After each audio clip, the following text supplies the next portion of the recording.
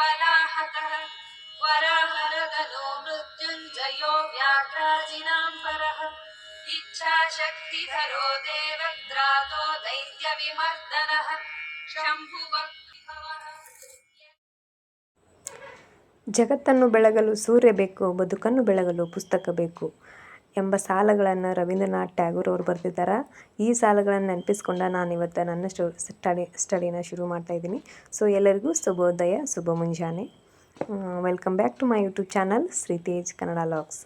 So ಇವತ್ತು ನಾನು ಕನ್ನಡ ಓದಬೇಕಂತ ಕೂತಿದ್ದೆ. ಕನ್ನಡದಲ್ಲಿ ಅಂದರೆ TETಯಲ್ಲಿ 30 ಮಾರ್ಕ್ಸ್ ಇರುತ್ತೆ. ವ್ಯಾಕರಣಾಂಶದಲ್ಲಿ ಒಂದು 8 ಮಾರ್ಕ್ಸಲ್ಲಿ ಬಂದಿರುತ್ತೆ, ಅಥವಾ 5 ಮಾರ್ಕ್ಸು 8 ಮಾರ್ಕ್ಸು ಫಿಕ್ಸ್ ಕಾಯಂ ಇರುತ್ತೆ. ನಾವು ಹೀಗಾಗಿ ನೆಗ್ಲಿಜೆನ್ಸಿ ಮಾಡಿಬಿಡ್ತೀವಿ. ವ್ಯಾಕರಣಾಂಶ ಇದೇನು ಬಿಡಪ್ಪ ಸಣ್ಣದಿರುತ್ತೆ ಇದೇನು ಅಂಥೇಳಿ ವ್ಯಾಕರಣಾಂಶವನ್ನು ನೆಗ್ಲಿಜೆನ್ಸಿ ಮಾಡಿದ್ರೆ ಅಲ್ಲೇ 5-6 ಮಾರ್ಕ್ಸ್ ನೀವು ಕಳ್ಕೊತೀರಿ. ಅದಕ್ಕೋಸ್ಕರ ನಾನಿವತ್ತು ವ್ಯಾಕರಣಾಂಶದ ಬಗ್ಗೆ ಸ್ಟಡಿ ಮಾಡ್ತಾಯಿದ್ದೆ.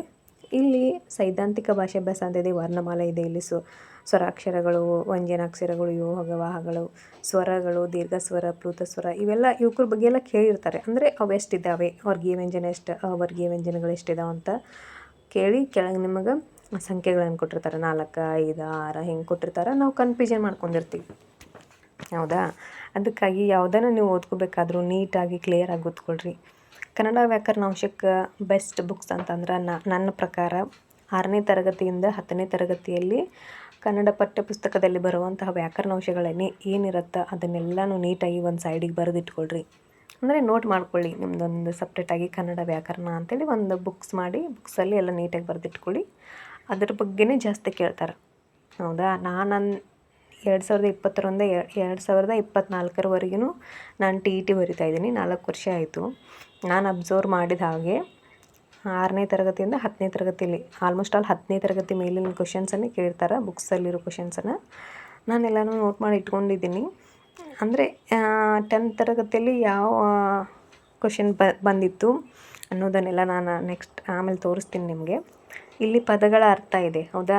ಪದಗಳ ಅರ್ಥ ಇದನ್ನು ಕೇಳ್ತಾರೆ. ಪದಗಳ ಅರ್ಥ ಏನು ನಮಗೆ ಗೊತ್ತಿರುತ್ತೆ ಅಂತ ನಾವು ಅಂದ್ಕೊಂಡಿರ್ತೀವಿ, ಆದರೆ ಈ ಪುಸ್ತಕದಲ್ಲಿರುವಂಥ ಪದಗಳ ಅರ್ಥನ ಕೇಳ್ತಾರೆ ಅವರು. ಹಾಗೆ ಇಲ್ಲಿ ಸಂಧಿಗಳನ್ನು ತೋರಿಸ್ತಾ ಇದ್ದೀನಿ ನಾನು ನಿಮಗೆ. ಸೈದ್ಧಾಂತಿಕ ಭಾಷಾಭ್ಯಾಸದೊಳಗೆ ಸಂಧಿಗಳ ಬಗ್ಗೆನೂ ಕೇಳ್ತಾರೆ. ನೆಗ್ಲಿಜೆನ್ಸಿ ಮಾಡೋಕ್ಕೆ ಹೋಗಬೇಡಿ.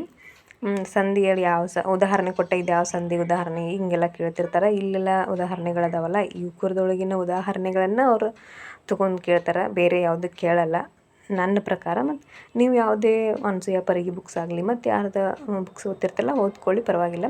ಬಟ್ ಇದ್ರ ಬಗ್ಗೆನೂ ಸ್ವಲ್ಪ ಗಮನ ಇರಲಿ ಅಂತ ನನ್ನ ಅನಿಸಿಕೆ ಅಷ್ಟೇ. ಇಲ್ಲಿ ನೋಡಿ ದ್ವಿರುಕ್ತಿ ಅಂತ ನಾನು ಮಾರ್ಕ್ ಮಾಡ್ಕೊತಾ ಇದ್ದೀನಿ, ಇಂಪಾರ್ಟೆಂಟ್ ಅಂತ ಹೇಳಿ. ಯಾಕಂತಂದರೆ ಇದ್ರ ಬಗ್ಗೆನೂ ಕೇಳಿದ್ದಾರೆ ತುಂಬ ಸಲ. ಬೇಗ ಅನ್ನೋದನ್ನು ಕೇಳಿದ್ದಾರೆ. ಆಮ್ಯಾಗ ಇನ್ನೊಂದೆರಡು ಕೇಳ್ತಾರೆ. ಹೆಂಗೆ ಕ್ವಶನ್ ಕೇಳ್ತಾರಪ್ಪ ಅಂತಂದರೆ, ಈಗ ಬೇಗ ಅಂತ ಕೊಟ್ಬಿಟ್ಟು ಇದು ದ್ವಿರುಕ್ತಿನೋ ಅಥವಾ ಅನುಕರಣವೇನೋ, ಇದು ಯಾವುದಕ್ಕೂ ಅಂದರೆ ಬೇಗ ಅಂದ್ಕೊಡ್ತಾರೆ, ಅದು ಅಲ್ಲೇ ಬಿಟ್ಬಿಡ್ತಾರೆ. ಇದು ಯಾವುದಕ್ಕೆ ಉದಾಹರಣೆ ಅಂಥೇಳಿ ಕೆಳಗೆ ದ್ವಿರುಕ್ತಿ, ಅನುಕರಣೆ, ಜೋಡಿ ನುಡಿ ಈ ಥರ ಎಲ್ಲ ಕೇಳ್ತಾರೆ. ಸೊ ಅದಕ್ಕಾಗಿ ಯಾವುದಕ್ಕೆ ಯಾವ ಬರುತ್ತೆ ಅನ್ನೋದನ್ನು ಇದರಲ್ಲಿರೋ ಉದಾಹರಣೆಗಳನ್ನ ಮಾತ್ರ ನೀಟಾಗಿ ಓದ್ಕೊಂಬಿಡಿ ನೀವು, ಸಾಕು, ಹೌದಾ? ಯಾಕಂದರೆ ನಾನು ಆಲ್ಮೋಸ್ಟ್ ಆಲ್ ನನಗೆ ಗೊತ್ತಿರೋ ಹಾಗೆ ಆಲ್ಮೋಸ್ಟ್ ಆಲ್ 10th ತರಗತಿ ಮೇಲೇನೆ ಕೇಳಿದ್ದಾರೆ ಕ್ವಶನ್ಸು. ಇಲ್ಲಿ ನೋಡಿ, ನಟ್ಟ ನಡುವೆ, ತುತ್ತ ತುದಿ, ಬಟ್ಟ ಬಯಲು, ಆಮೇಲೆ ಜೋಡಿ ನುಡಿ ಇದೆ. ಅಂದರೆ 2 ಪದಗಳಿಗೆ ಅರ್ಥವಿರುವಂಥವೂ ಇರ್ತಾವೆ, ಅಥವಾ ಒಂದಕ್ಕೆ ಮಾತ್ರ ಅರ್ಥ ಇರುತ್ತೆ, ಇನ್ನೊಂದಕ್ಕೆ ಅರ್ಥ ಇರಲ್ಲ. ಈ ಥರನೂ ಇರುತ್ತೆ ಜೋಡಿ ನುಡಿಗಳಂತಂದ್ರೆ. ಇಲ್ಲಿ ನೋಡಿ, ಸತಿಪತಿ, ಕೆನೆ ಮೊಸರು, ಈ ಥರ ತದ್ದಿತಾಂತಗಳ ಬಗ್ಗೆನೂ ಕೇಳಿರ್ತಾರೆ. ನಾವೇನು ಮಾಡಿದ್ವಿ, 2024 ಜೂನ್ 30ರಲ್ಲಿ TET ಕ್ವಶನ್ನಲ್ಲಿ ಆಲ್ಮೋಸ್ಟ್ ಆಲ್ ಛಂದಸ್ಗಳ ಬಗ್ಗೆ ಕೇಳಿದರು.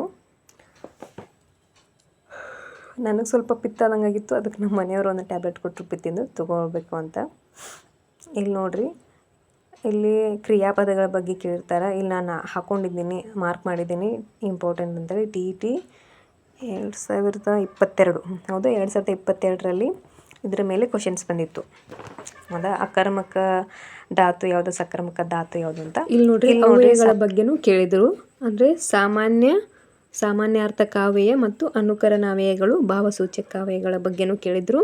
ಅದಕ್ಕೆ ಉದಾಹರಣೆಗಳು ಕೊಟ್ಟ ಇದು ಯಾವುದಕ್ಕೆ ಉದಾಹರಣೆ ಅಂತ ಕೊಡ್ತಾರೆ, ಅಥವಾ ಅನುಕರಣವೇ ಕೊಟ್ಟ ಅದಕ್ಕೆ ಉದಾಹರಣೆ ಈ ಥರ ಎಲ್ಲ ಕೇಳಿರ್ತಾರೋ 4 ಆಪ್ಷನ್ಸ್ ಕೊಟ್ಟು. ಇಲ್ಲಿ ನೋಡಿರಿ, ಚೆನ್ನಾಗಿ ಅನ್ನೋದನ್ನು 2022 TETಯಲ್ಲಿ ಕೇಳಿದರು. ತರುವಾಯ ಅನ್ನೋದನ್ನು 2024 TETಯಲ್ಲಿ ಕೇಳಿದರು.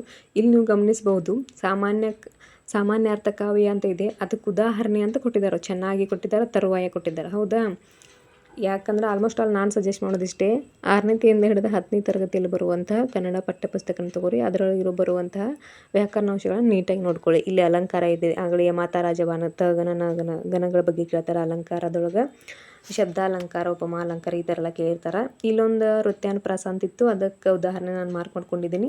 ಇದನ್ನು ಸರ್ TET ಒಳಗೆ ಅಂದರೆ ಜೂನ್ 30ಕ್ಕೆ ನಡೀತಿಲ್ಲ, TETಯಲ್ಲಿ ಕೇಳಿದ್ರದನ್ನು ಇಲ್ಲಿ ಹಾಕೊಂಡಿದ್ದೀನಿ, TET 2024 ಅಂತ ಈ ಥರ ಕೇಳ್ತಾರೆ. ಆಲ್ಮೋಸ್ಟ್ ಆಲ್ ನೀವು 10th ಬುಕ್ಕನ್ನು ಓದ್ಕೊಳ್ಳಿ ಅಥವಾ ಎಲ್ಲ ಗೌರ್ಮೆಂಟ್ ಬುಕ್ಗಳನ್ನು ಸಜೆಸ್ಟ್ ಮಾಡಿರಿ ಅಂತ ಹೇಳ್ತಾ ಈ ವಿಡಿಯೋನ ಎಂಡ್ ಮಾಡ್ತಾ ಇದ್ದೀನಿ. ಸೊ ಎಲ್ಲರಿಗೂ ಧನ್ಯವಾದಗಳು ನನ್ನ ಈ ವಿಡಿಯೋ ನೋಡಿದ್ಕೆ.